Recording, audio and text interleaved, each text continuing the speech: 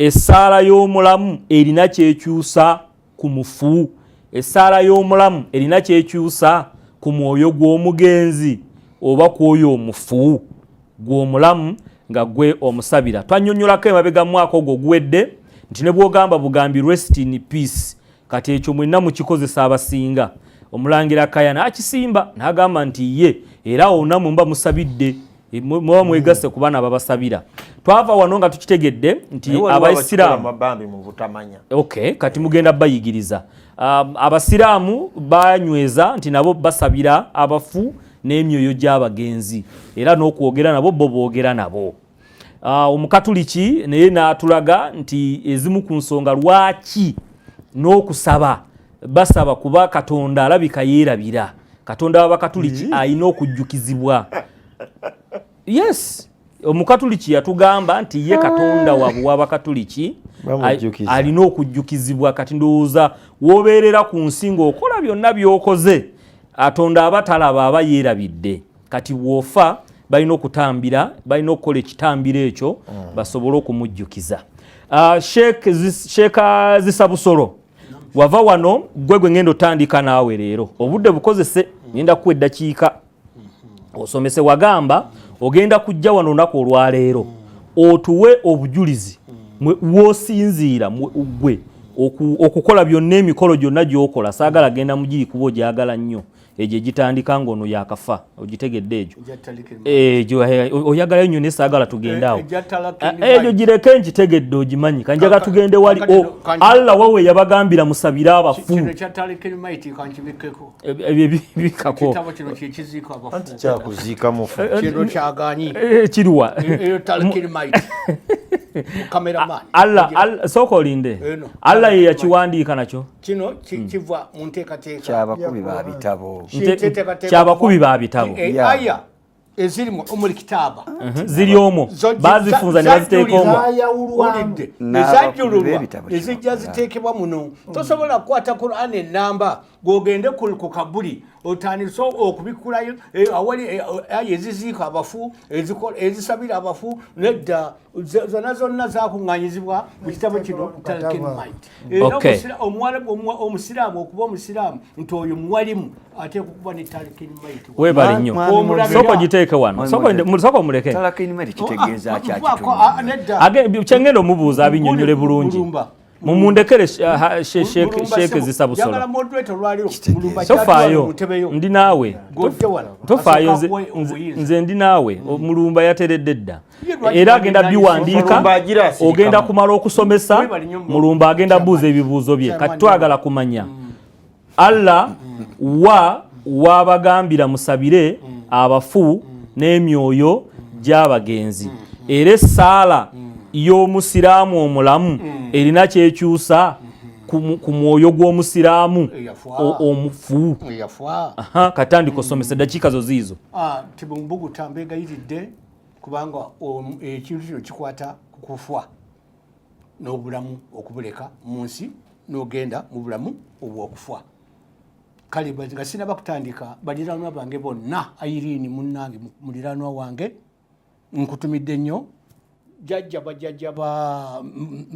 bw'omuvubuka oyo Hakimu mwenna mbatumidde nnyo ne omwami oyo Indinya ne munne mwenna mbatumidde nnyo baliraanwa bange bonna ennakulabye ne ba onaana abaana bato Katonda buwampa okuba nti mbeera nabo alhamdulillahi rabbil aalamiina wassalatu wassalaamu ala ashrafil mursaliina habibina Muhammad sallallahu alaihi wasallama rahmatul alamin. Ate olira bwe tusookedde ddala okusabira ku nabbi waffe Muhammad sallallahu alaihi wasallam nga ne yafwa bane muki gye tusimbuka okusabira abafu ne nabbi Muhammad sallallahu alaihi wasallam ali mu kaburi mukiwulidde abafuli abo gye gatandika bwe tubanga eswala yonna bwe twasobola kugimaliza ne tugamba walallalina olidde ne tugamba Allahumma ghfir lana wali walidina amina era tuba kusabira bafu.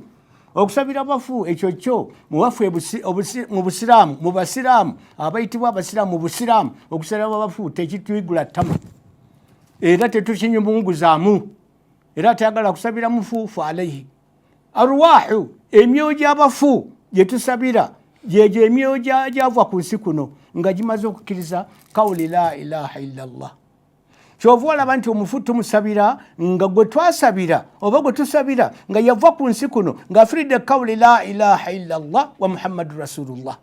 Ekintu nkiddamu tufiire ku kawuli la ilaha illallah wa muhammadu rasulullah. Omusiraamu afiiridde kawuli la ilaha illallah muhammadu rasulullah ne bwe tubeeno ku nsi tutandise okukola ku arwahu ye ne tulomba edduwa ne ku arwahu zonna z'abageza arwahi zonna ez'abagenzi zonna bawulira era ne edduwa zibatuukako zitya kakati okusabira bw'oba bw'ova ku nsi kuno nga tofiiridde kawuli la ilaha illallah nga toli musiraamu nga toli mu busiraamu munnange edduwa ne tunaziromba ekyo mukikakasa olwali mukiwulire ng'ovudde kuno wabula tuteekako allahumma gfirlah fakat bw'abanga badde bajjajjaffe abaafwa nga si basiraamu era nga maama eyanzaala nga si musiraamu kakati oyo otugamba allahumma gfirlaha katonda wange musonyiwe kakati abo tubasabira naye ono afudde nga ali kafirun nga mukafiri anti ulira maama nzaala bwabanga yafa nga soka omuleke mulumba maama bw'aba yafa nga si musiraamu naye azaala gwe sheeka omulamba omusiraamu ogambye nti omusabira ogamba mukama katonda amusaasire yowannina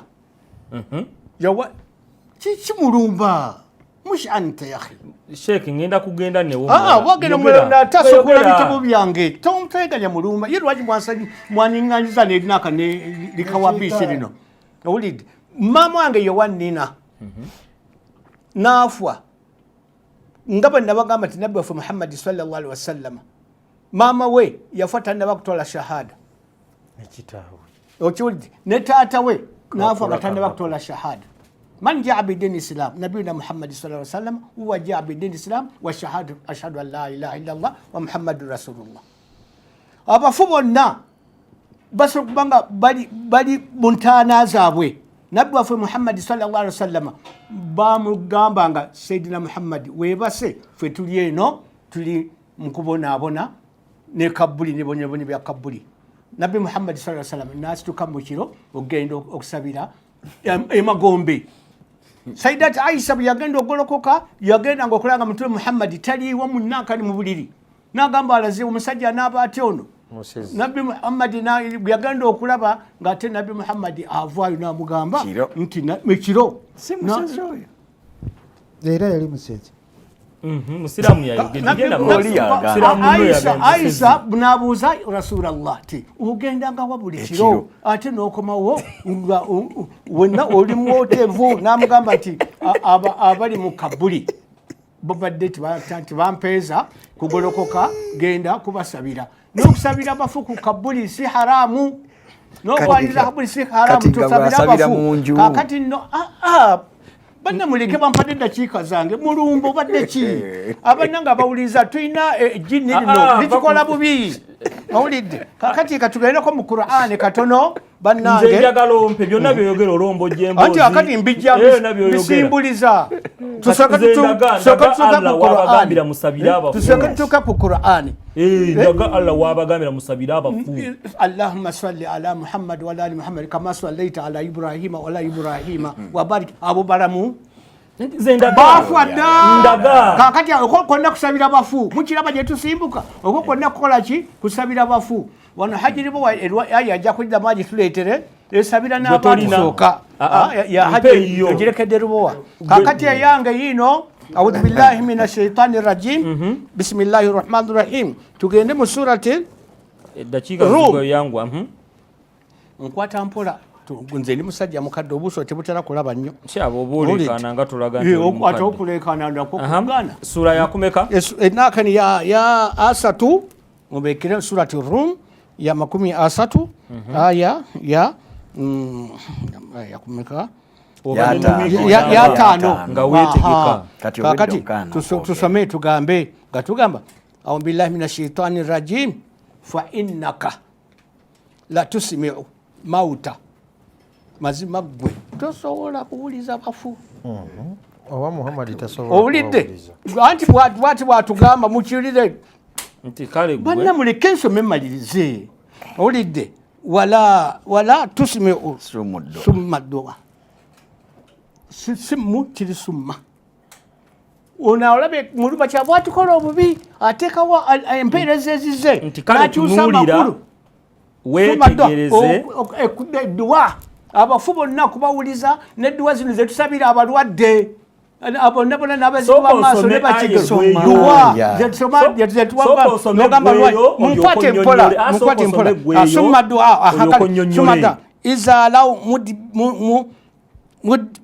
mudibirina wama era nga balabye nga bo badde baali nga baali bakyuka tibakyufu bakyuka ku nakani mu kubasabira nga abafu abo boosabira nga baava ku nsi kuno nga bakyukira nga tibamanyi katonda naye banga bamanyi katonda n'abazibe bano nga bamanyi katonda ne bakiggala nga baali bamanyi katonda edduwa gye tubasabira bawona obulwadde bawona obuzibe bw'amaaso wama anta bihadi l'umuya an dalalatihim naabo bonna abaali babuze nga bali ku bubuze obwo bonna bwobasabira intusimiu bw'obanga ddala olombeddwa ng'owuliza intusimiu bw'obanga owuliza ddala nga ddala omanyi bw'osaba owuliza abali mu ntaana illa man yumin bi ayatina abo bennyini bosabira betusabira ku nsi era tubanga tuteeka okulombeddwa tusooka ila hadarati nabiyuna muhammadi sallallahu alaihi wasallam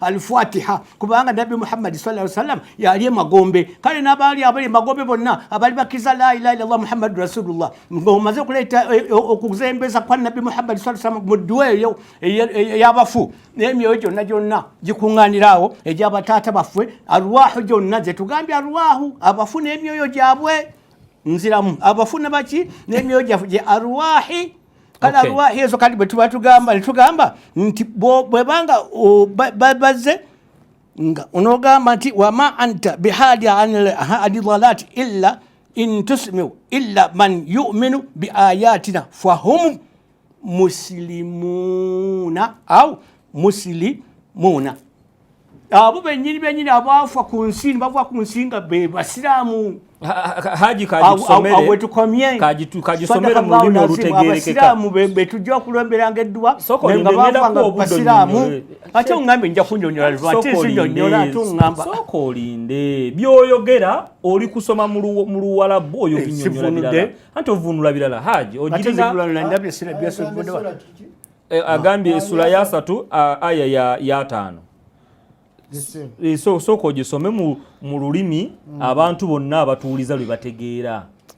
A'udhu billahi minash shaitani rrajim. Kale tunuulira weetegereze eri ebyo ebiva ogambye Ruumi 3:5 yensoma 3:5 fa innaka ono asomye bibyenzi obwedda amugamba kale tunuulira weetegereze eri ebyo ebiva mu buwuufu fa innaka ya 5:2 tolaba fa innaka la tusmi'u ya 5:5 ya 5:2 nasirise kale kansome ya 5:2 ono abadde akanika oyagala yakumeka ya 5 katika batusome soma essula ya 3 aya ya 5:2 hagisoma.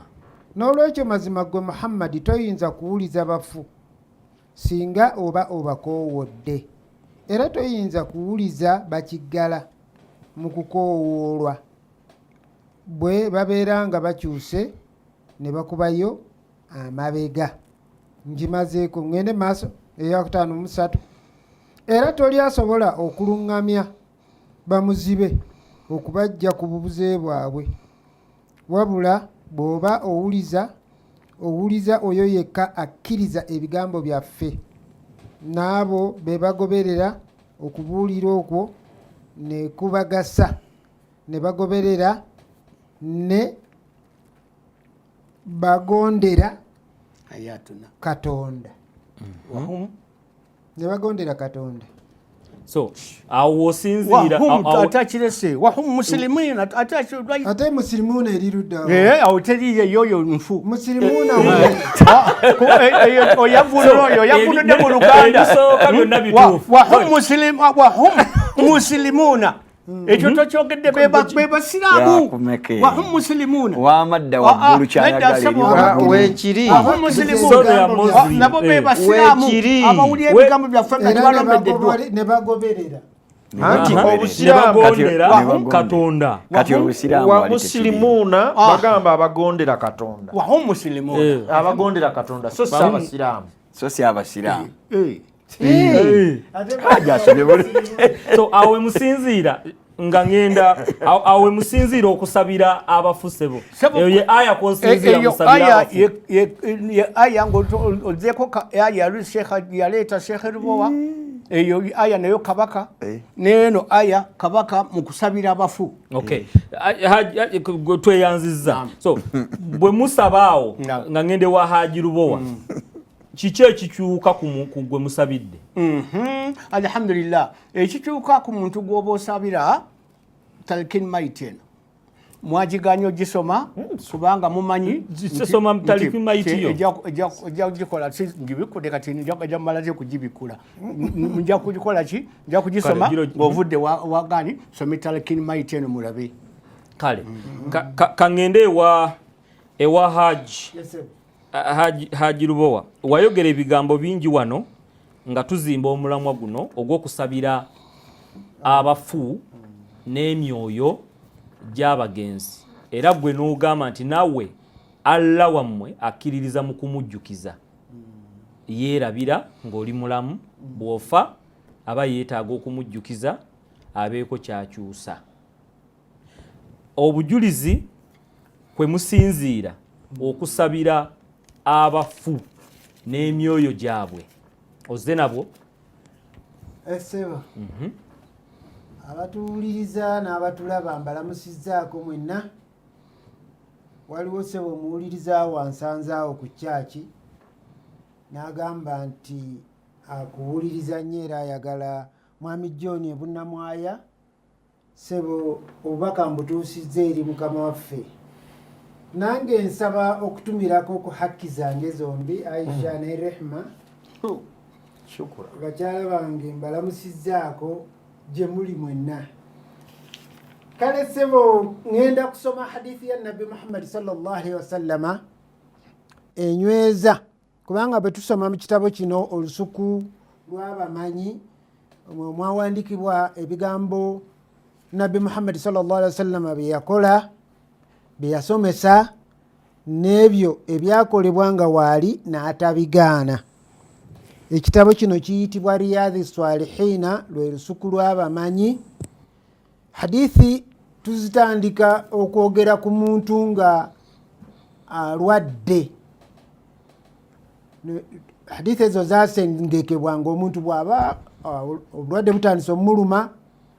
Tuina hadithi Nabi Muhammad ze yatwogerako n'atugamba omulwadde tumusabire tuti. Kati ne tugenda tubeera n'omuntu alabika asemberedde okufa. Nabbi n'atunnyonnyola n'engeri gye tuyinza n'ebigambo bye twogerera waali. Sakaratul maut. Ne tugenda mu maaso omuntu yennyini nga Allah subhanahu wa ta'ala amaze omujjulula bye tuteekwa okukola ku hadithi nazo n'azituwa. Kati ne tutuuka ku kiseera ky'okusaalira maiti. Ngenda kusoma hadithi eno yajjibwa ku Abu Rahmani bunu Aufu bunu Malik. Yagamba nti Nabi Muhammad sallallahu alaihi wasallam yagamba manya yasaalira jeneza. Jeneza kitegeza omufu. Yasaalira omufu nze wendi nenkwatibwa ennaku n'okulumwa mu mutima gwange. Era edduwaze ezimu ze yasoma nazo nazikwata. Era olumu yagamba nti ayi Allah osonyiwa omuddu ono era omusaasire era omuddiremu era omubikkirire n'okusembebwa kwe ofuule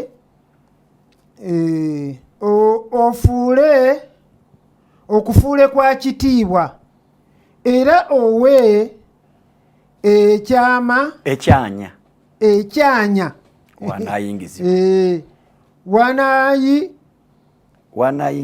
wanayingizibwa era omunaaze n'amazzi n'omuzira n'obunyogovu era omulondobeko ebibi bye nga bw'olondoba ebbala mu lugoye olweru omukyusize afune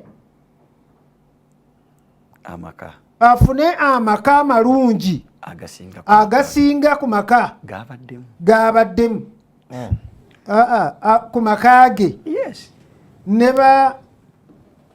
ne banaabeera nabo abalungi abasinga ku babe n'omukazi omulungi asinga ku mukazi we era omuyingize mu jjana era omuwonye ekibonerezo ky'omuntaana era omuwonye n'ekibonerezo ky'omuliro.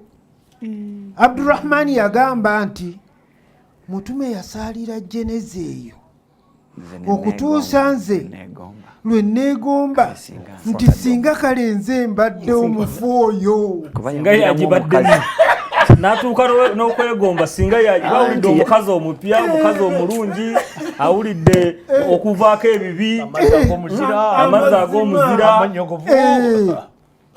Hadithi ng'ejjibwa ku Aisha radiyallahu anha yagamba endala 93. So ebyo bigambo ebyo si bigambo bya Allah by'abana abasaba bya Nabi Muhammad bya sallallahu alaihi wasallam. Yagamba nti tewali mayiti yonna esaalirwa kibiina ky'abasiraamu abawera 1,000 nga bonna bamwogerako bamuwolereza, tewali kuwannaanya okuwolereza kwabwe kukkirizibwa. Kati ekitegeeza mu busiraamu okusabira omufu nsonga nkulu nnyo nnyo nnyo. Okusinziira ku Allah oba okusinziira ku Muhammad? Okusinziira ku Allah subhanahu wa ta'ala. Juzi naleeta aya yabadde yali emala omukono. Twawule ebigambo bino bibiri. Waliwo okusaba ku mufu n'okusabira omufu. Onyonnyola ki? Nnyonnyola okwo tekuba kusabira mufu. Katusooke tubijjawo mu ddiiro tofaayo. Mwenna Oluganda mulumanyi gw'oli musiraamu omuganda si bwe kiri? Okusabira n'okusaba ku mufu bye bimu. Okusabira omufu n'okusaba ku mufu bye bimu. Nsaba nze kennyini fi nafsi nsabira bino byensome nabbi abadde asabira ffe abadde asabira mufu. Okusaba binafsika owulidde nsaba linafsi nsabira li mayiti nsaba nze ate nesabira omufu. Kanfune vyendala mulangira Kaaya. Okusabira omufu n'okusaba ku mufu enjawulo eriwa? Enjawulo eri nti mwe musaba ku mufu. Soko endebye kye bakola. Sinabuuza kye bakola. Njaga tusooke tutegeere ebigambo bino ebibiri. Munnyonnyole omuntu ategeere kye muliko era kye muli. Okusaba ku mufu kwe kusaba oba essaala yonna ekolebwa nga waliwo omufu. Kategedde oba ku mukolo ogukolebwa ddala abantu abaziika ne bagira ne basaba n'aziikibwa. Naye okusabira omufu kwe kumwegayiririra n'oyimirirawo wakati wo n'omufu okumusabira Katonda amusonyiwe ebyamusobako.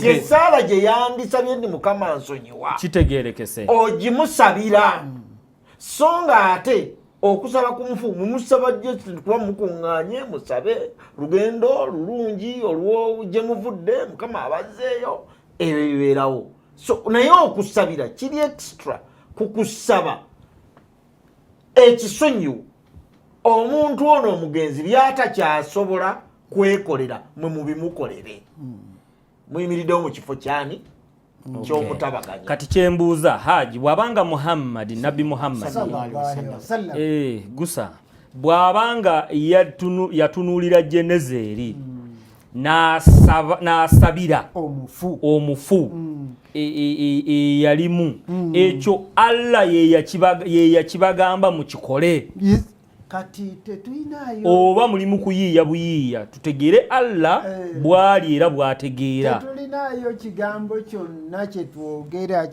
kyetuyigirizibwa mu busiraamu nga tekyayita ku lulimi lwa Muhammad sallallahu alaihi wasallam.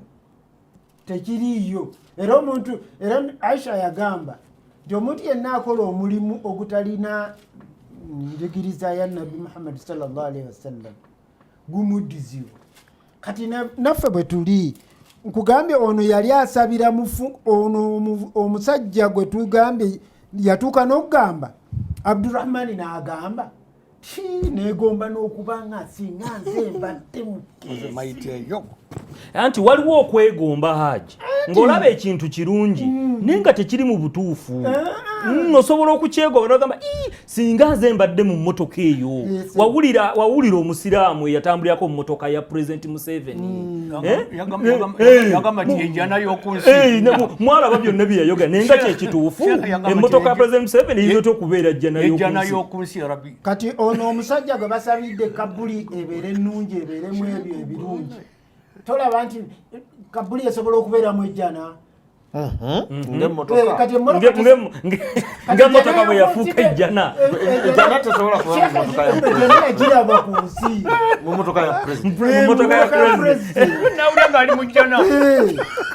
Ulidde kululise nasoma aya ng'egamba nti abo abalijjo oluvannyuma Katonda ng'atulagira nga tteeka abo abalijjo nasoma sura ya 5 aya ya 10 abantu bonna abanajja oluvannyuma banaakolanga bino bateekwa okusabira abo ababakulembedde naye kangololemu wano ffe abasiraamu tetusobola kusabira bamulumba bakafiiri nti afune ejjana bano bakalooli nemusabirako ki ne bwaba kitange nga mukafiiri tomusabira simusabi ate musaalira era musabira ebyo ateekwa kuba musiraamu. Bw'aba yafanga musiraamu nja musaalira nja musabira. Bw'aba yafanga mukafiiri ngamba bugambi ayi Mukama Katonda kyosalawo kyosalawo Era oba osabye. Era mba nsabye kubanga ndi mutaka. Akakitegeeza omusabira. Mbasi musabidde. Kitegeeza obakoze ekyawo. Katonda asobola okusalawo n'akyamuwa ekibi. Era asobola okusalawo n'amuwa ekirungi naye ti oba osabye. Kasomuga nti kyosalawo. Ensaba ye yakyawukamu. Ensaba ensiraamu eba yanjawulo. Eri omusiraamu eba yanjawulo ku eri omukafiiri. Esosola. Esosola era ddala. Era bw'oli bw'abanga mukafiiri tetulinawo na kaseera konna kubanga Nabbi Muhammad sallallahu alaihi wasallam kitaawe yali mukafiiri. Kati Nabbi Muhammad n'anyiikira asabe Allah subhanahu wa ta'ala ayambe kitaawe waakiri akole ki. So ono omusiraamu ono tumutunuulire kati afudde ng'abadde mwonoonyi ekigenda ewala gwe bw'olomba ebyobwonoonyi bwe tetubimanyi kasita agamba nti ndi musiraamu.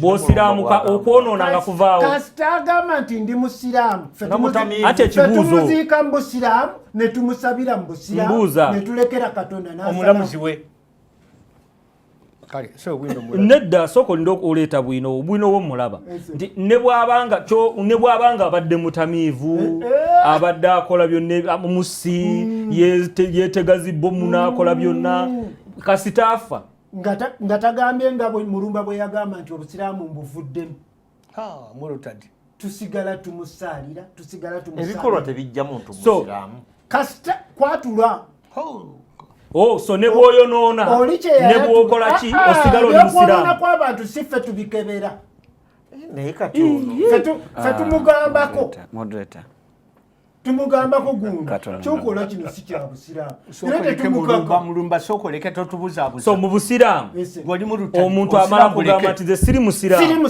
n'alyoka ava mu busiraamu webale omukono chairman benefits z'obusiraamu zonna ziba zikutte omukono guli eno waliyo sabo katumalize basooka bakole sigwa wa muwulire kino mulumba leka malize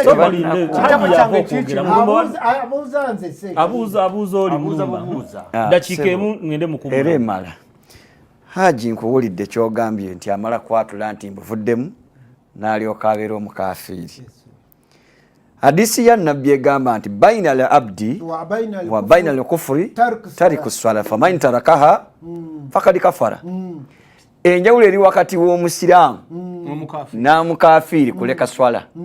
Kasa n'aba nga tasaala aba mukafiri. Kati ono ayaga nti ndi musiraamu naye nga tasaala amanyiddwa ku kyalo tasaala nabbi agambye aba muki bwafa aba mukafiri bwafa tagambye mu lutadi tutereze hadisi nga si mu lutadi bwaba si mu lutadi bwafa tumunaza ne tumuzinga. kati omukafiri yaliwa si yona alese swala ayatudde boleke swala oyo aba mu lutadi mu lutadi aba mu lutadi yavudde mu busiraamu naye ona tannayatula nti yavudde mu busiraamu. Moderator nsaba ompulirize zisa busolo kakkana hadisi Haji agimanyi gwe togimanyi. Nabbi agambye kukola ki enjawulo wakati w'omuddu omusiraamu n'omukafiiri kuleka kusaala butasaala.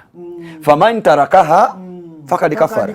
Kasana atasaala yadde yatula nti ni musiraamu aba muki abanga mukafiiri si abanga okubanga n'okubeera byanjawulo. Haji akakongeramu hadisi tegamba nti abanga mugenda kundeetesa hadisi wana ate nja zireeta nange omuntu hadisi tegambye nti abanga agambye baina al abdi enjawulo gyoyinza okuleeta kwono n'ono wakati wani nani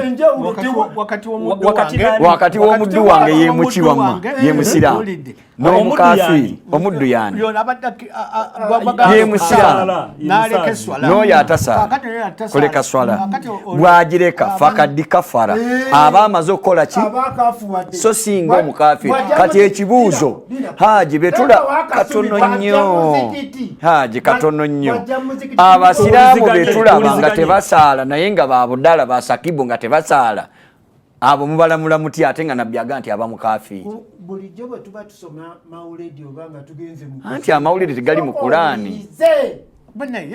Abavubuka abatavanga mu busiraamu nga tebasaala bayimirira ekyo kyoyogera kirane nabbi kyeyagala ekyo mubayimiriza ogyogerako otya kumwe bwe mulaba ebintu obanga Allah bwalaba. naye hadisi ekulemye okunyonyola. katuuze ekibuuzo sawa ziri 11 sawa ziri 11 ebikolwa tebijja muntu mu busiraamu kanzije ebikolwa kanzija kankomewo teriyo bikolwa bijja mu busiraamu. Alright, kulikayo mukumulamu okwo okyali wakati mu program nze nga bwendaba eno yesawa yaffe ey'okubiri ate esembayo tugenda kuba tukusiibula. Njagala kubajjukiza bw'oba oyagala okweyunga ku program eno mu nkola ey'okusindika WhatsApp oba SMS osobola otusindikira message yo ku WhatsApp oba SMS ku note 7887125557. Omulangira Kayabadde alina ekibuuzo kyabuuzizza abayisiraamu kye bagenda okutuddamu wano. Sooka okibuuze ndyoke nzannye eddoboozi lyono abawuliriza. Ebikolwa ebitakkiriziganya na busiraamu bw'obikola era oba tonnava mu busiraamu gamba nga okusamira, okunywa omwenge, okulya embizzi, okubba n'ebirala era tebikujja mu busiraamu. Okay, haja ogenda kuddamu kati ono wuuno naye batubuulire oba musiraamu kuba ye akyeyise n'okukyeyita. Bannanze nga bwe ndaba mugyebaleko nnyo emirimu gyammwe. Nze omusamize omusiraamu Faizo Sseggujja ow'Ekitintale. Omanyi emiramwa gyammwe njagala nnyo era njiri ku budinga, wabula kansooke mpulirize oluvannyuma omusamize omusiraamu ajja kuddamu ayogereko nammwe neyanze. So obusiraamu bukiririza mu basamize ne mu busamize. Esebo Katonda agambye la yukallifu Allahu nafsa. Katonda tawaliriza mwoyo gwa buli muntu kye gwagala okukola. Naye omuntu ebbanga lyamaze nga musiraamu nga agambye n'okugamba nti akkiriza obusiraamu okumulamula, kyetuva tufunye ebikondo okulwanira maiti. Omusajja ono abadde musiraamu. Nze nagamba wano n'ebirala byonna byabadde akola tetubitunuulira. Nze nagamba wano njagala kunziika mu ngeri eyo. Watola shahada? Ddala sijja gitoola. Bw'oba tonnagitoola njagala munziike bwemu. So singa omuntu aba musiraamu n'atambula n'ava yonna mu busiraamu gy'abadde bamuziki gy'abadde asaalira, wuuyo kucukucu ali ku kituuti ewa Dr. Serwadda n'amukulembera okugenda eri Mukama waffe Yesu Kristo, n'atayogera nti sikyali musiraamu, n'abeera eno mmwe nomba mulaba ng'omusiraamu. Bwe tuba tetwawulira tumuziika ng'omusiraamu. Kuziika interest oba bikulu. Ati byonna bye tumukolako ffe ensonga yaffe gye twabaddeko wano yakusabira mufu oyo era tumusaalira ne tumuziika ne biggwa. Ebisigale bino tubimulekera ye ne Allah we. Okay, kati wali bwe tuddayo ku ssaala yennyini nnyini oyo afudde mmwe nga mumulabanga omusiraamu obaani bwe mulomba edduwa eno Allah ajjukira n'akyusa naga nti ono abadde agenda muliro kati kagende mujjana okusinzira ku ekyo mmwe kyamusonyiwa ebyamusobako. Kasookanga tusaba okuva ku nabbi waffe Muhammad sallallahu alaihi wasallam tetufunanga feedback. Kati lwaki mulomba edduwa? Kubanga Katonda yatulagira tubasabire. Oba asazeewo amusonyiwe oba asazeewo amubonereze. Katonda si ye yabalagira wagambye Muhammad temba obujulize mugulina. Tosobola kuwuliza bafu we baasomye. Kakati obanga tasobola kuwuliza bafu kati bw'otegeera otya nti waliwo kye bakoze. Seeka olunyiriri lwe yasomye Nabbi Muhammad sallallahu alaihi wasallam yali akoola abantu abafu. Yesu bw'agamba nti muleke abafu baziike bafu bannaabwe baali bafu. Yali ategeeza abaziika baali bafu. Yali ategeeza abatakkiriza ye. Nabi Muhammad kye yali ategeeza. Ekitegeeza sebo bw'abanga bw'atyo ekitegeeza n'abantu bwe bagamba musalire abafu yali tategeeza bamutaka yali ategeeza abatambula. Kati mwe musabira baani? Musabira batambula oba mulombera dduwa batambula oba baziike? Hadithi gye nsomye egambye jeneza temusobola kuba mulamu. So mu bufunze Yesu kye yayogera kirala ku so kitegeeza obusiraamu bukola bwakyo. Mwe mwegunjizaawo ebyammwe Allah ne mumuteeka wali wabbali mwe mukole ebyammwe. Lwaki ekyo mulanzi kyoyogera? Ffe tetusoma kubanga kyoli kye muli mu kuyigiriza. Tetusomangayo kintu Nabbi Muhammad kye yasomesa nga tabeesinze ku Katonda. Tekiriyo nti bino bibye. Era tulina aya mu Qur'ani ega nti wama yantiqu anil hawa in huwa illa wahyuha. Teyayogerayo ekigambo kyonna ku kiki ku bubwe kujjako buli kye yayogera nga bwali bubaka obuva eri Katonda. Owejjokolera wayogedde ddagwidde kikatwagwedde kikabiri malamba leka owejjokolera ayogere. Owejjokolera gw'omu kubakkiririza mu kusabira abafu n'emyoyo gyabwe era watugamba nti Katonda muba mumujjukiza weri ono afudde ne mulomba n'ekitambiro awo ajjukire ekitambiro ekyo kye mutambira eri ono omufu kirina kye kikyusa ku mufu kitya abatuwuliriza n'abatulaba mbanirizaako nze Sonko Charles okubejjokolera bankutte entegetege n'amagulu engeri omulamwa gye gugamba okusabira abafuna emyoyo gyabwe kantandike ku nsonga eyo ey'ekitambiro kikola kitya n'amanyi gaakyo gali luddawa. Okusooka ffe abakkiriza Mukama waffe Yesu Kristo entikko y'essaala yaffe y'okukkiriza kwaffe eri mu kitambiro kya mmisa nti yensibuko ate era ye ntikko ng'ekyo mwe muli okubonaabona kwa Mukama waffe Yesu Kristo okufa kwe n'okuzuukira kwe kyekyamagero ekyo ate ng'ekikolwa ekyo kikolebwa oba essaala eyo yakukkiriza kikolwa kyakukkiriza ate nga y'endagaano empya etumulisibwa okuva ku ndagaano enkadde Abayudaaya baakolanga batya olw'ensonga eyo baasabiranga abafu bo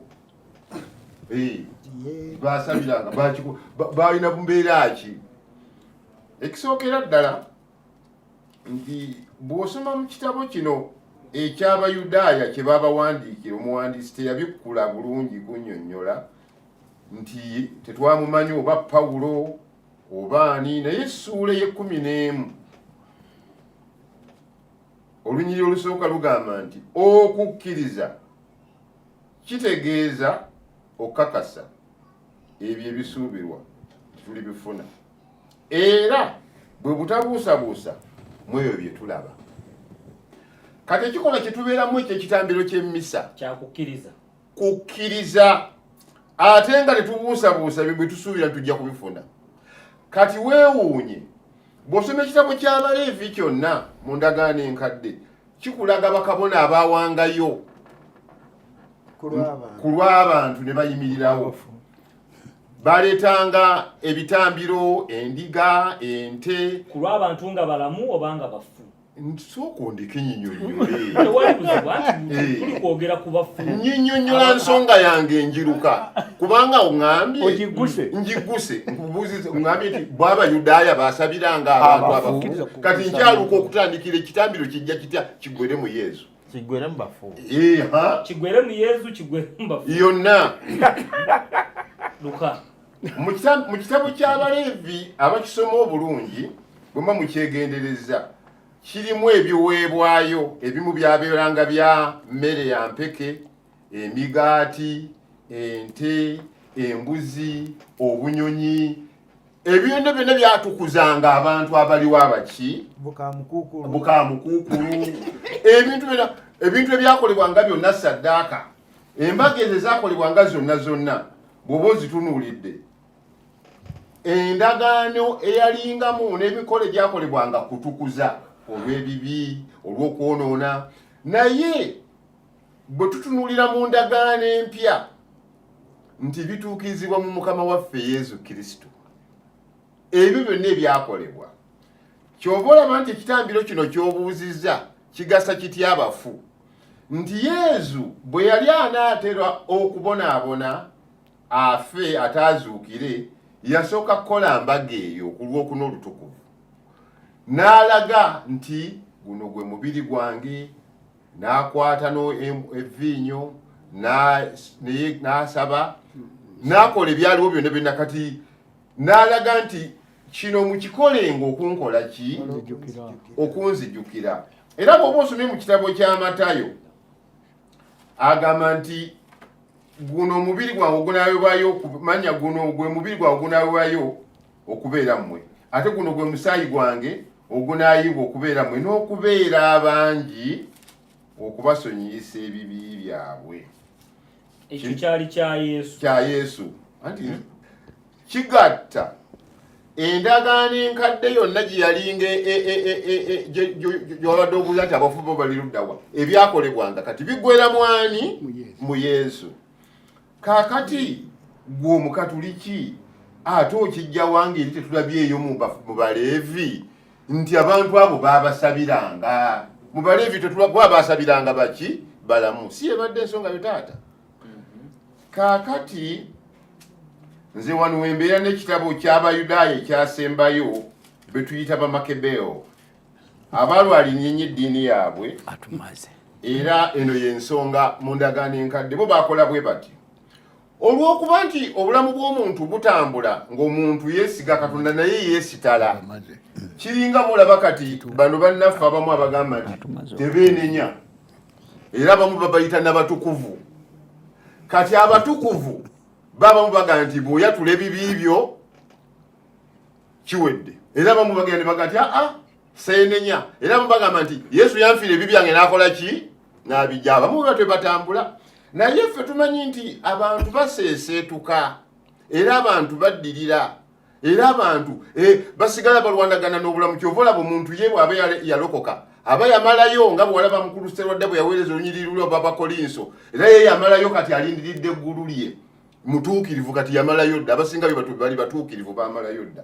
Naye ffe tugamba nti omuntu otambula mu bulamu buno kubanga tukimanyi nti Yesu yagenda kuteekateeka kifo naye mu nnyumba ya kitaawe mulimu ebifo bingi kyetuva tulabayo ne wali tugamba nti Mukama abamu akyabagumiikiriza okusala omusango abalamu n'abafu tegunnaba kubeerawo.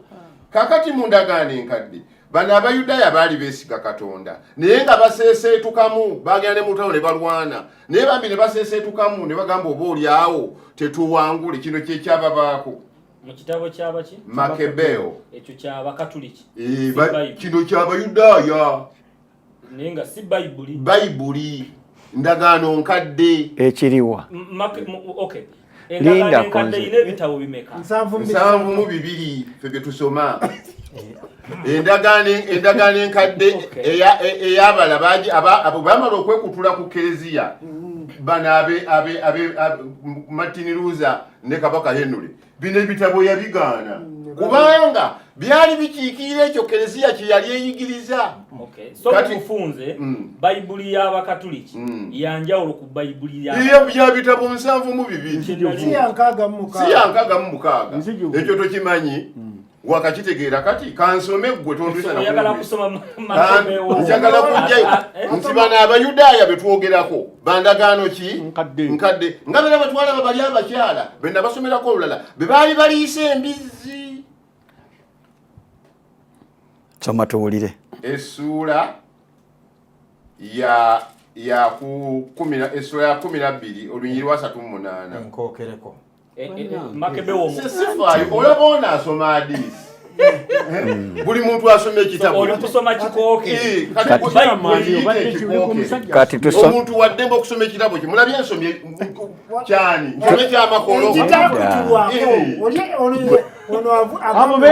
ono yabadde ayagala okumanya abano bafaawa kusabira abafu kati nkomyawo ekitambiro kiri kituukirire wama mukatuliki tusomere mu hadiisi zo wamma kanjigiriza abali eyo soma mu hadiisi zo ffe tuwulire.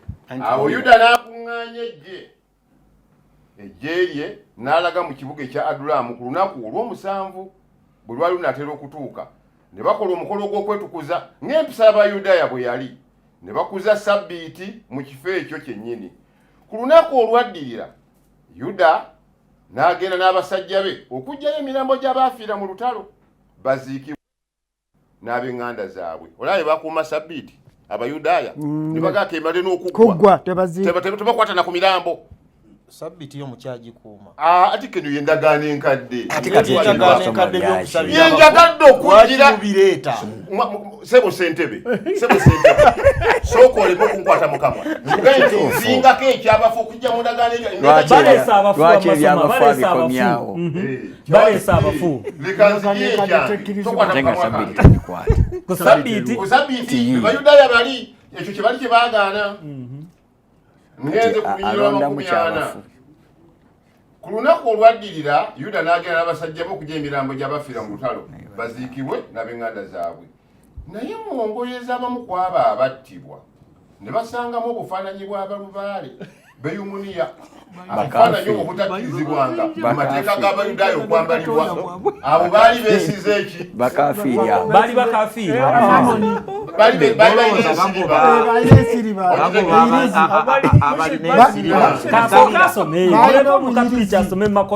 omusajja omusiraamu ne bwe yayomba wano bulijjo amaanyi muleke enkwata ensonga yange njiguse so abali eri abakugoberera bo Makebeo tebamulina abayina bayibuli eno bagimanyi ey'ekikatuliki so mwabalina bayibuli y'ekikatuliki mwasoma abayina bayibuli eyina ebiro bitabo 72 bo banoonyereza abayina amasimu bagimanyi bonna ne bamanya abayudaaya ne bamanya bonna nti abantu bano kye bava battibwa awo ne batendereza Mukama omulamuzi omwenkanya ayerula ebikisiddwa era ne bamusaba ekibi ekyo ekyakolebwa kyerabirirwe ddala kibeere kubo ne basaba Mukama weewulira nno awo Yuda omusajja omuzira n'akubiriza abantu okwewala okwonoona kubanga baali beerabiddeko n'agaabo ekyatuuka ku basajja abaayonoona era n'asolooza ensimbi mu bantu n'aziweereza mu kisabo n'aziweereza ezaziweza feeza n'aziweereza Yerusaalemi okuzigulamu ekitambiro kiweebweyo olw'ekibi. Yuda yakola ekikolwa ekyo ekirungi era ekyekitiibwa kubanga yali akkiriza okuzuukira kw'abafu, kubanga abamu mu biseera bye Yesu we yajjira nga bamu abakwata amateeka abasaddukaayo tebakkiriza mukola ki nti ali okuzuukira. Singa yali takkiriza nti abafu balizuukira kyandibadde kya busiru era nga tekigasa okubasabira, era kubanga yamanyira ddala nti abaafa nga bassaamu Katonda ekitiibwa baliweebwa empere bategekeddwa. Ekirowoozo ekyo kyali kirungi era nga kissaamu Katonda ekitiibwa, bw'atyo kyeyava awaayo ekitambiro abantu abaafa balyoke banaazibweko ebibi byabwe. Ebyo abaafa yabyogera nga bassaamu Katonda ekitiibwa. Abaafa kyeyamani obuuza ki? Kyembuuza Yuda ono akwata emikolo. Yuda kyoyo. Yuda oyo akwata emikolo, asabira abafu, akola ki? Ye Yuda kyoyo. Yuda yali akulembera abayudaaya mu buddo. Yuda ki? Anti Yuda ki? Yuda kabaka yali akulembera abayudaaya mu buddo. Tewabeerangawo kabaka mu bwakabaka bwa Isirayiri bayita Yuda. Kati obadde oyagala abeeraani? Anti gwe tubuuza mutabani waani oyo? Ono mukulembeze mutabani waani? Yuda. Kiwedde. Yuda Antiyoko tomusomangako? Ujje kujja njikuwe mukuyigirize. Oba tomumanyangako? So Yuda oyo ogamba Makebeo atugambye nti abagenda okuweebwa omukisa beba abafu abaafiira lutalo lw'eddiini. Ayagala enda kajjayo wano leeta nedda waliwo osembedde wennyini abasaamu Katonda ekitiibwa, abaafa nga basaamu Katonda ekitiibwa, bonna be musabira bafa basaamu Katonda ekitiibwa. Anti njagala otegeera olunyiri luno baali balubaali nti abantu bano baafiira mu lutalo nga balwanagana naye nga bakkiriza Katonda era ne Sabbiiti baazikuzaanga nga balina lubaale, naye nga balina ensiriba zaabwe. Yuda bayegayirira n'agula ekitambiro ky'Emisiri. Owaayi oli mukatuliki ennyo abimanyi oba nawe oli mukatuliki nga weesibye mbusiramu wamma nnyonnyola gwe omukatuliki baalina lubaale waabwe ne bafiira mu lutalo. Eyo nno y'endagaano enkadde mu Bayudaaya, nkulaga mu ndagaano enkadde ekiri gye kiva, ffe tulyoke tukinywereze mu kitambiro kyaki eky'emmisa. Kati ffe ab'omulembe ogutakyali kuwa nti kubanga bano bagulamu ekitambiro ku ssaddaaka kiki? Ndiga. Kati endiga, omwana gw'endiga gwe tuyina ye Mukama waffe Yesu. Era kyova ekitambiro ky'emmisa kye tuwaayo kibeeramu buli ekitambiro ne kati kisomye ku lwesande olwaleero kitambirwa ku lwaffe abaliwo abali mu mubiri ne bali abatali mu mubiri ababonaabona. Kale kanfune dokita wano. Mbalamusa. Kale sebo naffe tukulamusizza. Mwebale emirimu. Nawe gye baleko busumba. Kakati omanyi kyemwogedde mu nsi mukitegedde? Nedda sebo. Buli kintu kyonna ekirabika nga kiriko controversy nga si mazima. Buli ddiini yakifunira ekitabo ekirala. Omusiraamu bwafuna hadisi Samusolo yaleesa akatabawo ku yakayise atya takirimaiti kubanga tayinza kunoonya nnyiriri ntuufu ziri mu Qur'ani n'azitusimbira naffe ne tukkiriza nti kyetulabye tukiwulidde Allah yakyogera wabula agenda kugamba twawulira gundi ng'agamba bw'osaba ekitabo n'okakanyala ne kati ate kuzisa busolo kigenza ola nti ne mu hadisi abuliddwayo essaala esabira omufu n'emukyusisa waali Katonda kuba bw'aba amutadde mu ggulu nga yamusiimye naye ng'avudde ku nsi nga mwe mulaba badde asaanira geyeena mwe mwagala musabe essaala Allah akyuse ebirowooza mugye yamuteeke ate mu geyeena oyo ne kimulemera wali nga tusirise kati nezireeta omukatuliki ansabisizza Yuda gwayogerako ye Isikaliyoto eyalyamu Yesu olukwe kubanga oyo Yuda oyo ye yali ayagala ennyo essente teriiyo ssaala ya mufu etasasulwa kakati ekyokubiri era kyolabye tajja kunoonya lunyiriri na lumu ng'alusiba ku Yesu oba ku Peetero oba ku Pawulo ng'agamba nti baabana baasabira abafu ojja kuzuula ng'era bw'ayagadde okusabira omufu addukidde mu kitabo gwe kyotokola ki kyotolina kakati enjawulo zino zituyigiriza ebintu bibiri nti waliwo ebintu ebisimba eddiini ez'enjawulo bye tutafaako naye kubanga byetwali badde tufiira kadde ddala okutegeera nti bano baba bagenzi kola ki kubanga kati mbuuza omukatoliki n'omusiraamu bakkiriza bwenva ku duniya kuno nga sirina butuukirivu ntuuka eri waggulu ne bo ne bansomerera ne mbuweebwa lwakuba be basomye nze ku nsi nga ndakola fujjo lyange lyonna mwentambulira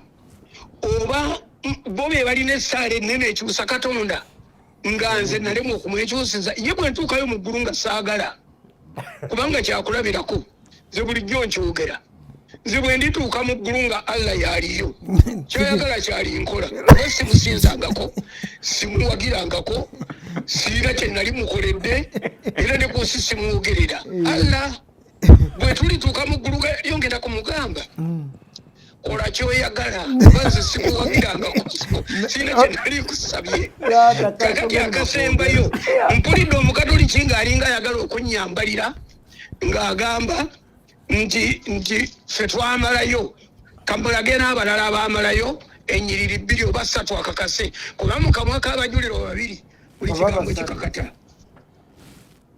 kakati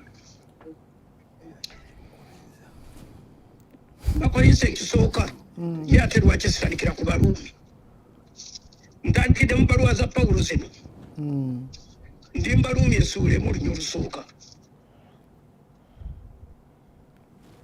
bw'aba atuuse nga nsoma twatuuseewo Pawulo omuddu wa Yesu Kristo yayitibwa okuba omutume eyayawulirwa enjiri ya Katonda gye yasuubiriza edda mu bannabbi be mu byandikibwa ebitukuvu ebigambo ebyogerwa ku mwana we yazaalibwa muzadde eraddi mu bibiri yaragibwa okuba omwana wa Katonda mu maanyi ag'omwoyo omutukuvu olw'okuzikizibwa kw'abafu Yesu Kristo mukama waffe eyatuweesa ekisa n'obutuukirivu mu mawanga gonna olw'erinnya lye era nammwe mulimu abo abaayitibwa okuba aba Yesu Kristo era abali mu Ruumi abaagalwa Katonda abaayitibwa okuba abatukuvu twayitibwa kuba abatukuvu nga tuli mu Ruumi oba mu Kampala okwo kwe kuyitibwa kwaffe era abawandiikira ng'awandiikira abatukuvu ngenze bakolesa ekisooka essuula emu abakolesa ekisooka essuula emu Pawulo yayitibwa okuba omutume wa Yesu Kristo okwagala kwa Katonda ne Sosero w'Oluganda eri ekkanisa ya Katonda eri mu Kolinso abaatukuzibwa mu Kristo Yesu abaayitibwa okuba abatukuvu. Bakolinso ekyokubiri kati bwe nsoma olwo nga nninda mpakanya. Bakolinso ekyokubiri suulemu. Ye Paulo mutume wa Kristo olw'okwagala kwa Katonda ne Timoseewo w'Oluganda eri ekkanisa ya Katonda eri mu Kolinso awamu n'abatukuvu bonna abali mu Akaya oba mu Asia. Abantu bali mu nsi nga batukuvu bw'ogamba nti baamalayo eyo gurupu weeri. Eyo gurupu weeri era weebale kugitongoza. Kakati bano abakyalwana betubuulira enjiri nti tolina nsonga lemu lwaki ova ku nsi nga tomaliriza nsonga eno olindirira okusabirwa. Kimalire wano kati gwe Sonko nze nga bwe nkuwulira era ne bwe nkulaba teweetaaga na kusabira. Nyweza ebyawandiikibwa kiri kye wayogera emyezi nga 6 egiyise nti naawe oli mulokole. Kati kinyweze wadde oli mulokole mu Katoliki naye kinyweze tokivaako. Kati ekyo kikutaasa okutuuka wali n'otowuza nnyo oba n'otojulira basosola oti kukusabira kubanga tekyetaagisa anyway kubanga okukkiriza kwa muntu si kwa kibiina. Naye nze ndeebazizza kubanga mutujjiddeyo we twawukanira bulijjo ntubaga naye mmwe bantu mmwe bwe mwogera muwulira mutegeerekeka ate mutegeeragana. Enjawulo ziriwa? Enjawulo zizuuse ziri mu Takirimayiti ziri mu bitabo bino ebyeyongerwako 11 omuli abasajja bali Bayuda abaagala okusaba ku ssente kubanga omuntu atidde Geyeena. Mwebale nnyo mutukoledde bulungi. Zisabusolo omunyiriro ogwo gwonna guli kukulya ku ssente z'abafu zeezo ze musabirako. Mungu akusaasire kuba bw'otuuka Bukulweri akubuuza ekyakulisaga ssente z'abafu nga baali bakola fujjo ku nsi. Mpulidde muweereza mbu omuntu yenna ne bw'abanga musiraamu Kasaba nga yali musiraamu omusajja ono eyawangula akalulu ak'emmotoka akabbiya oyo kaakati kyamala kubanga bw'aba yafa oyo teetaaga oba yeetaaga simanyi na kiyeetaaga kubanga eno ali ku walagi era ali mu busiraamu. Oyo ali ku ki? Munaamusabira ssaala ki mu Takirimayiti atereeze ebintu bye ayabule olutindo luli olwawula abafu n'abagenze mu muliro. Kambawulirize. Tweyanziza Dokita. Okay.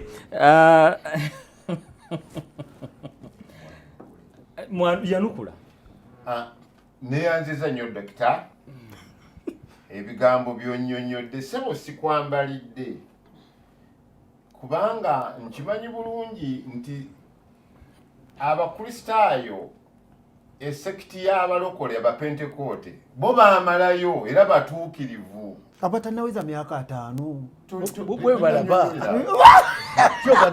era enyiriri zonna z'osomye siziwakana era nga olunyiriri bwe lugaa nti omuntu akkiriza na mutima gwe naye atula n'akamwa ke nayewo butuukirivu awo wonna wonna sikukiinye nze mmanyi nti yenzikiriza yammwe era yendaba y'ebintu yenneekutulako yaabwe ne kino kyenjogedde kyenjagadde oleme kuwabya bantu bawulirize abalala n'abalokole n'abakatuliki bayinza okitwala abakristaayo abakatuliki. Yuda Isikaliyooti yeetuga ng'ali ne mukama waffe Yesu ate Yuda ono gwenjogerako w'ekitabo kino ali mu kitabo kya Makebero ali mu ndagaano nkadde eri Yesu yagenda okujja ng'oli Yuda yabaawo ate ekyo okimanyi mu Bible College mukisoma lwakuba oyagadde kukikyanga bukyanzibuuza waliwo essaala gye musaba n'ekyusa Katonda mu w'Abakatuliki. Ono abadde omutamiivu abadde atambulira mu ffujjo lyonna n'akyuka. So kitegeeza nti Katonda gwokkiriza ow'Abakatuliki omuntu bw'aba atambulidde mu ffujjo lyonna mu bulamu bwe bwonna mwe mulina essaala gye musaba n'akyuka mwe bwe mukkiriza.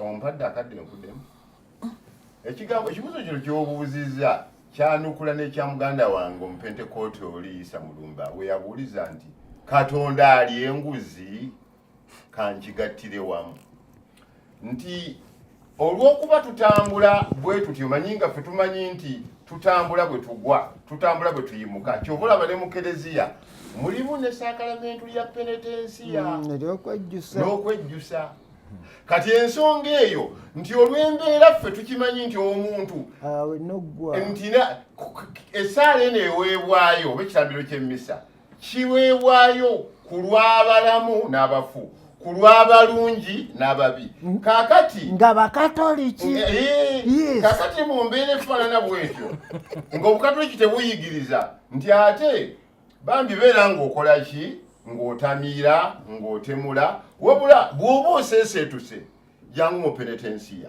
bw'oba oseeseetuse nga omuyigiriza yakuyambye naye awo omwami Sonko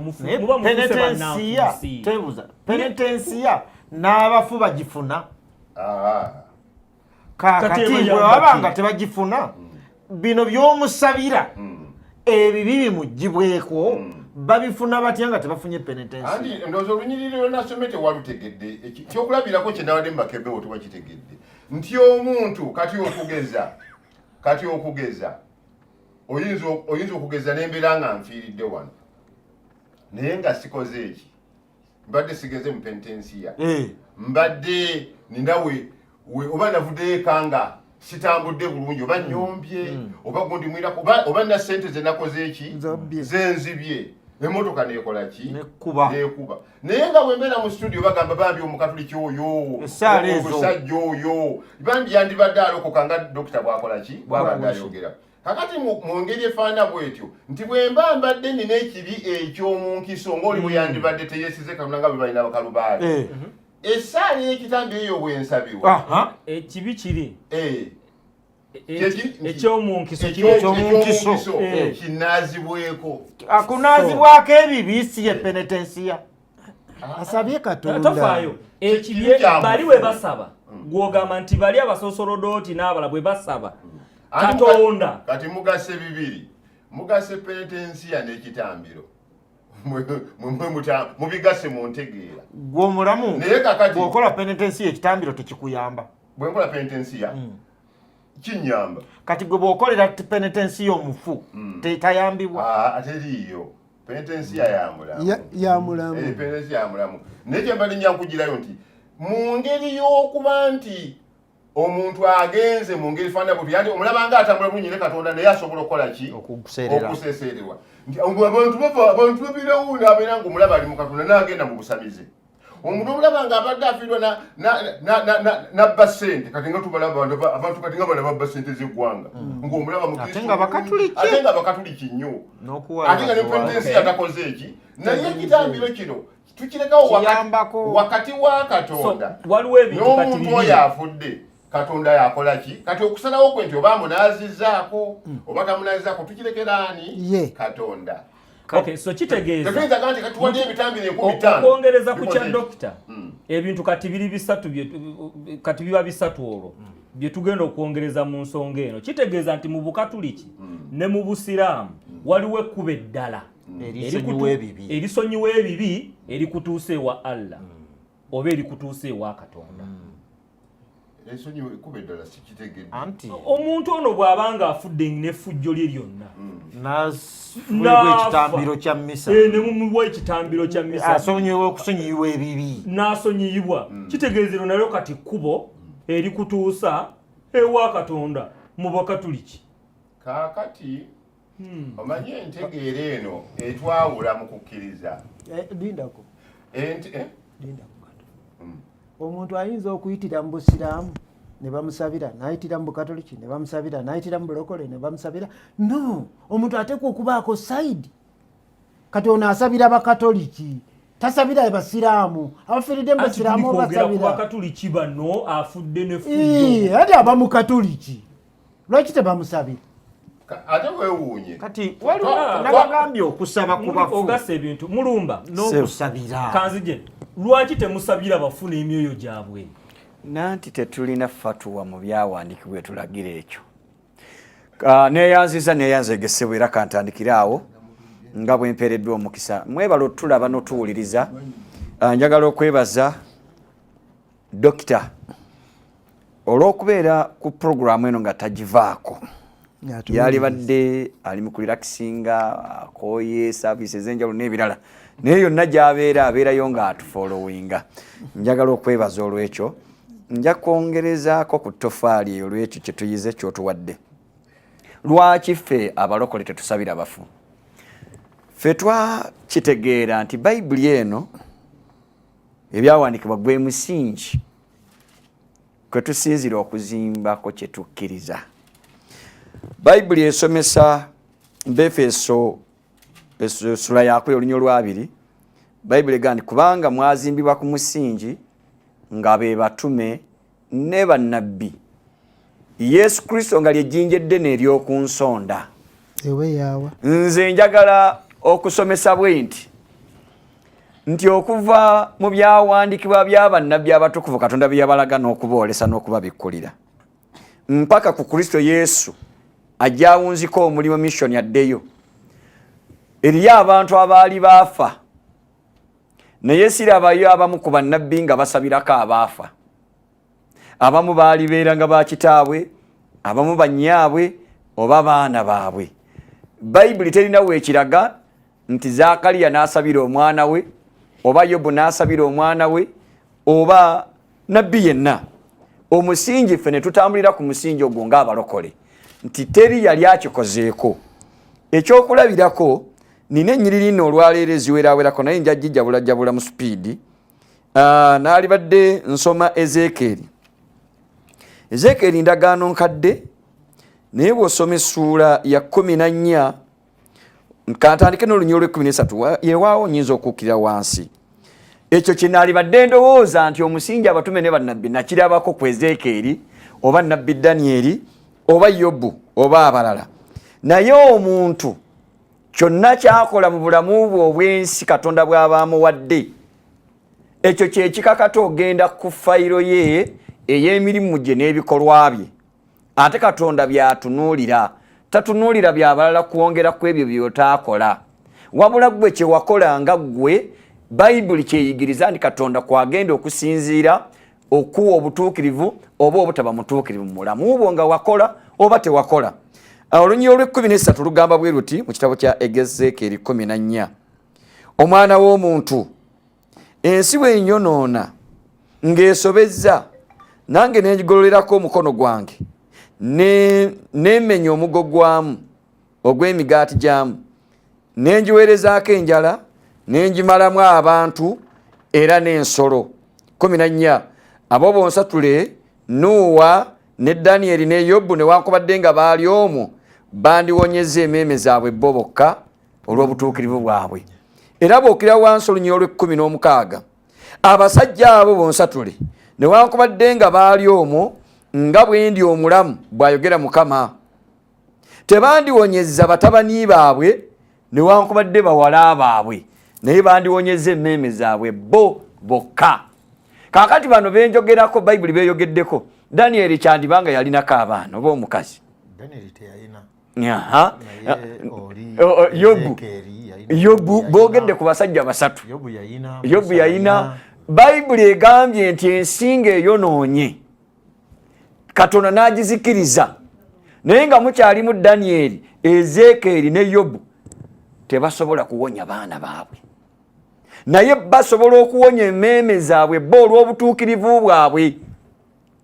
Ngatta Omukatuliki afaananako ng'asoma Bayibuli, Omusiraamu kansooke muteeka ebbali naye n'akomawo naye.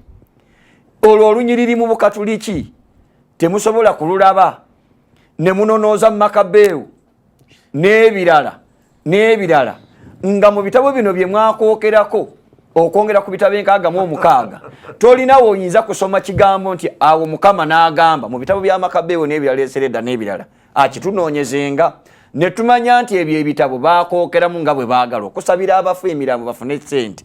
Ekyo ne tukiraba. Kaakati bano olunyiri luzze kkiriya, nzirayo okwongera olunyiri lulala. Bwe ntunuulira Mubuulizi nsoose na ndagaano nkadde malirize n'empya. Mubuulizi essula 3.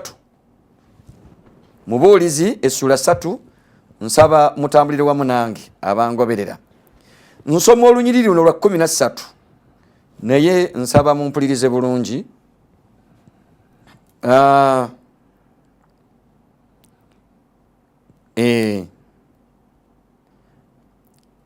kale mubuulizi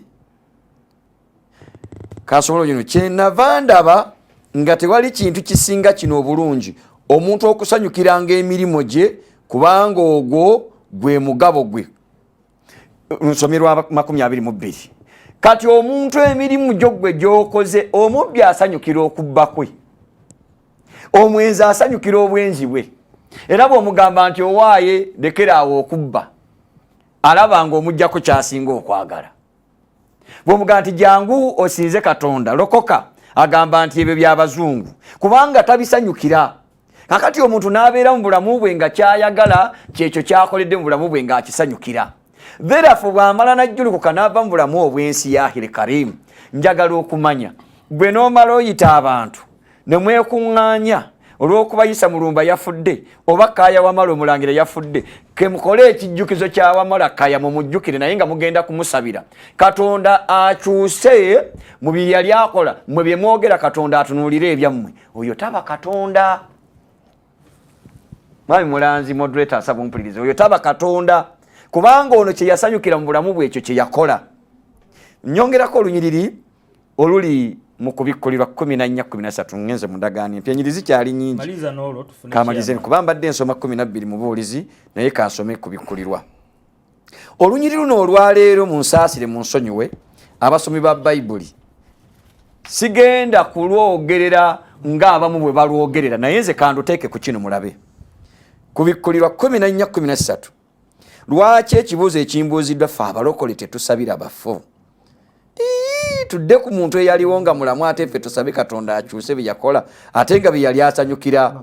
Olunyiriri lw'13 lugamba bwe luti, ne mpulira eddoboozi eriva mu ggulu nga lyogera nti wandiika nti baweereddwa omukisa abafu abafiira mu Mukama waffe okutanula leero, weewaawo bw'ayogera Omwoyo, balyoke bawummule mu kutegana kwabwe kubanga ebikolwa byabwe bigenda nabo. Lwaki nga nti olunyiriri sijja kulusoma nga asomera ku mufu? Nze bwe nsoma Bakolosaayo essula 2 olunyiriri olwabiri nga nnyonnyola olunyiriri luno, Bayibuli egamba nti obanga mwafiira wamu ne Kristo okuleka ebyoluberyeberi eby'ensi. Kitegeeza nti nze olunyiriri luno njagala kuluteeka ku Mwami Mulanzi. Olunyiriri luno njagala kulwogerera Kaaya gwendabako. Olunyiriri luno kandwogerere kuyisa Mulumba akyayogera. Nze bwe namala okutegeera mu bulamu bwange mu magezi gange nafiira wamu ne Kristo. Kati olwaleero mu Kristo ndi mufu. Kati bwe mbanga ndi mufu olwaleero, Bayibuli nze gwegamba kati wano balina omukisa abafu abafiira mu Kristo. Okulabula leero weewaawo bw'ayogera Omwoyo ffe tulyoke tuwummule mu kutegana kwaffe. Ebyalibadde bituteganya bwe bwenzi, ebyalibadde bituteganya ye walagi, ebyalibadde bituteganya kwe kubba, ebyalibadde bituteganya kwe kusamira. Ne mpuumulira mu Kristo Yesu nga nkyali mulamu. Mpuumudde kuba Yesu atuyita mujje gye ndi mmwe mwenna abakooye era abazitoowereddwa nange n'abawuumuza. Therefore now I'm resting in Christ. Bwe mbanga mpuumulidde mu Kristo, ebikolwa byange bwe nfa bigenda nange. Tekyetaagisa Mwami Mulanzi oba Bishop Mukiibi oba Dokita Serwadda kuwulira nti Isa Mulumba yafudde. Therefore Victory Church Mundeeba eteeseteese okukola ekijjukizo ky'okusabira Isa Mulumba gwe tubadde tubeera naye wano. Nga nze mu bulamu bwange nali sikola kyekyo kye baagala. Mbadde n'ekiwandiiko ky'oŋŋambye nti nkomaawo. Baŋŋambye nkomaawo. Naye mbadde n'ekibuuzo okuva mu aya ng'emu gye njolekeza abakulu abo. 42 omusomi ajja gisoma. Naye egamba nti omuntu kyonna kyakola mu bulamu bw'ensi Allah kyagenda osinziirako musasula empeera ye. Eyo aya kubanga wano ndaba Muhammadi ate zisabusola yeekaba bwekabi nze njagala kuvaawo musula ebyange mubikooye. Muhammadi yasaba Allah okusonyiyibwa ng'akola okwenenya olunaku emirundi 7 nga mulamu. Naye ne tulaba nga Allah teyasonyiwa Muhammadi. Bwe ndaba olwaleero ng'omusiraamu Allah yagaana osonyiwa Muhammadi, ng'omusiraamu buli lwakola dduwa asabira Muhammadi Allah amusaasire. Muhammadi wuuno akyogedde mu sura ey'okuna aya 16. Sebo mwami moderator nsaba busabise butaata essula eno gwe abaagitusomera ensi ewulire. Chairman yagenda okwogera kino kikulu nnyo. Chairman yagenda osoma essuula ya kuna aya egenda kubeera ya 16. Sebo Chairman kagisome yino ya luzungu nedda mwami Mulanzi Noble Quran lindako essuula yakuna mu Noble Quran obwedda mwe mwogera nze njogedde okusinga mmwe sebo mwami moderator essuula yakuna suratu Nisaa aya 16 mu hadisi yino wansi bakitusomere nga Muhammad yayogera. Bannange lwaki temukkiriza? Kubanze bwe naabikyusa mujjaganze ensoma bubi oba mbitegeera bubi. Qur'an gye mwakubira Nairobi ate modota yagikuwadde wala n'ogikebera n'ogamba eno ntuufu. Qur'an hadith ani agamba Qur'an hadith eri mu nsi gyakusinga otegeera bintu. Muhammad yasaba Allah emisana n'ekiro ng'addingana mu maaso ga musonyiwe okumala emirundi 7 buli lunaku. Hadisi yiyo kabagisome. Mulangira kabadde ofunye mutali teriimu eri muno mu kitabu. The prophet seeking of Allah's forgiveness by daytime and at night, that is okusabira bafu and seek tuli kulya kusabira the forgiveness of Allah. Certainly Allah is ever oft forgiving, most merciful. Wansi n'agamba the prophet seeking of Allah's forgiveness by daytime and at night. I heard Allah's messenger saying, I seek Allah's forgiveness and turn to him in repentance for more than 70 times a day. Yasaba olunaku olumu addingana eri Allah amusonyiwe emirundi 7 bwe kibanga ki mu hadisi emu Nabi Muhammad sallallahu alaihi wasallam lwaki mukyamusabira yagamba nti ye yasabanga yesitagafuluzanga eri Allah subhanahu wa ta'ala emirundi 10 kati unayogeddeko nansanga lwaki mumusabira yasonyibwa fetukebera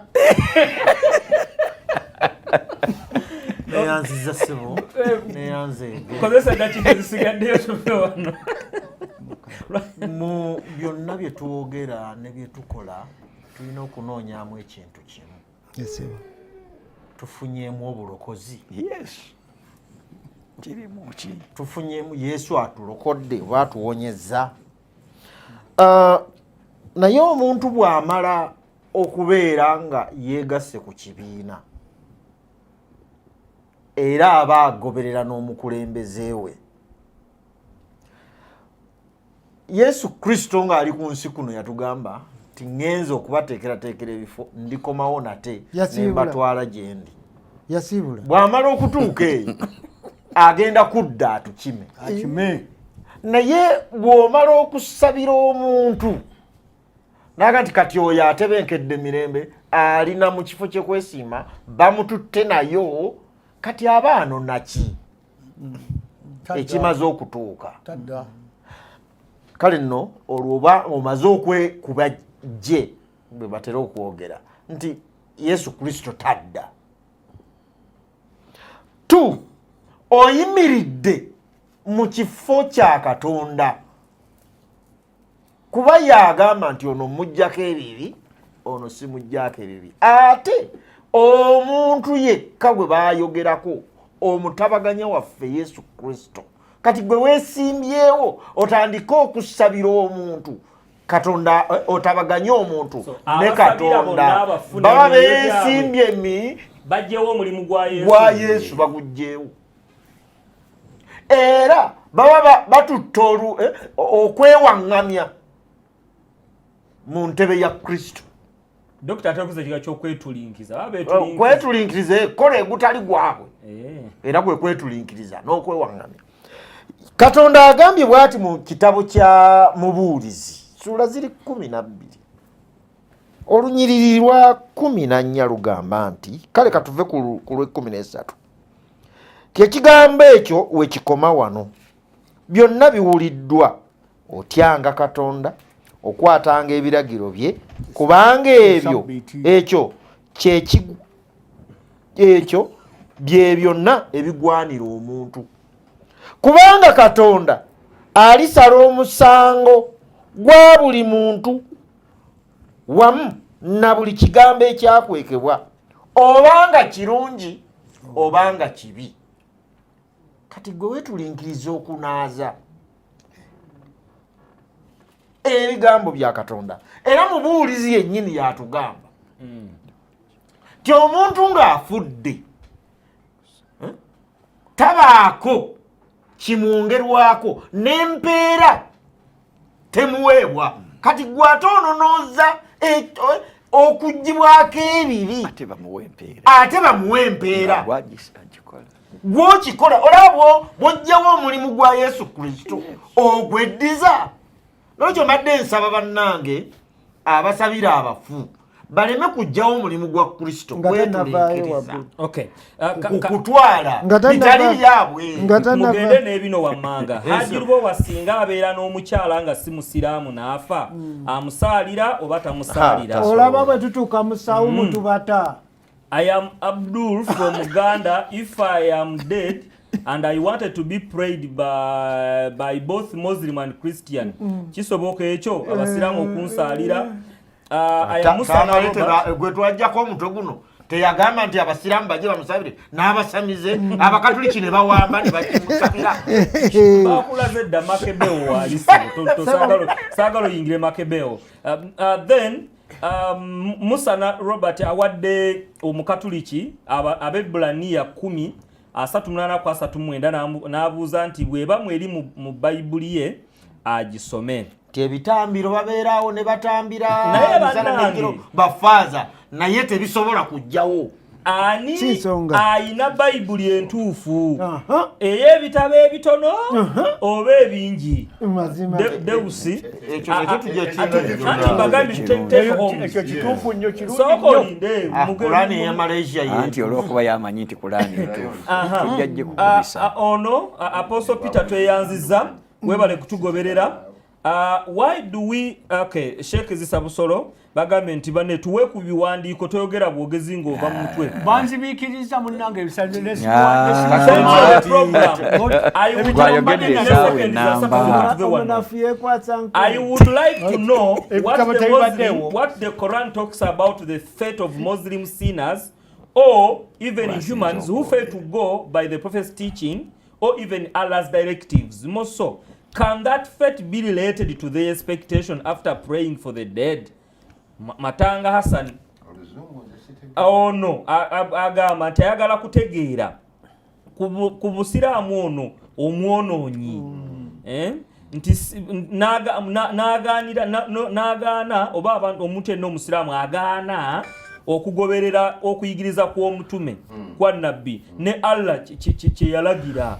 Kati bwe mumusabira kiki ekimubaako, kiki ekikyuka, era mba musaba kiki ekiba kikyuka nga mutegedde mwonoonyi. Kati bwe musaba kiki kye musabira, edduwa mulomba yaki? Okay, how can the dead bless? How can the dead bless or hold life for the living? Abadde agamba nti omukatuliki atuyambe. Let the Catholic person give scriptural clarification on this matter. Ebisinga byonna tugenda kubanga tubiddira bingi nnyo bye tugenda okutandikirako we tugenda okukomerawo wano abali ku Dream TV ne ku Impact FM. Mutukirize tukome wano olunaku olwaleero. Mweraba. Mbadde ndeetera olunyiriri luno wuliriza ono agambye